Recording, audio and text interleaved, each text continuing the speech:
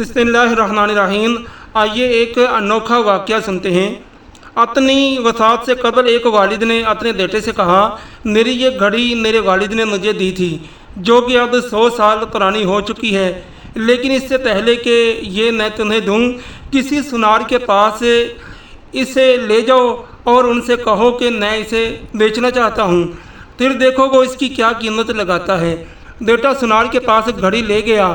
واپس آ کر اس نے اپنے والد کو بتایا کہ سنار اس کی 25,000 قیمت لگا رہا ہے کیونکہ یہ بہت پرانی ہے۔ والد نے کہا کہ اب گروی رکھنے والے کے پاس جاؤ۔ بیٹا گروی رکھنے والوں کی دکان سے واپس آیا اور بتایا کہ گروی رکھنے والے اس کی 1,500 قیمت لگا رہے ہیں کیونکہ یہ بہت زیادہ استعمال شدہ ہے۔ اس پر والد نے بیٹے سے کہا کہ اب عجائب گھر جاؤ اور انہیں یہ گھڑی دکھاؤ۔ وہ عجائب گھر سے واپس آیا اور پرجوش انداز میں والد کو بتایا کہ عجائب گھر کے محتمم نے اس گھڑی کی 8 کروڑ قیمت لگائی ہے کیونکہ یہ بہت نایاب ہے اور وہ اسے اپنے مجموعہ میں شامل کرنا چاہتے ہیں۔ اس پر والد نے کہا، میں تمہیں صرف یہ بتانا چاہتا ہوں کہ صحیح جگہ پر ہی تمہاری صحیح قدر ہوگی۔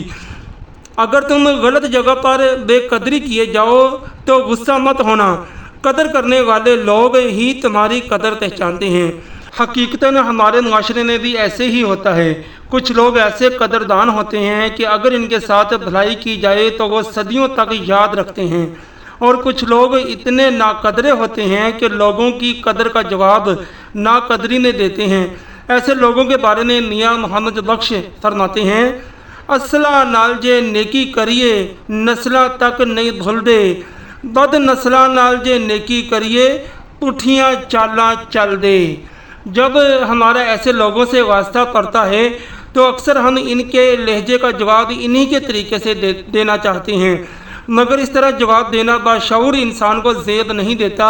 ان کے لیے یہی جواب ہے کہ چپ چاپ ان کو سلام رخصت کہہ دیا جائے۔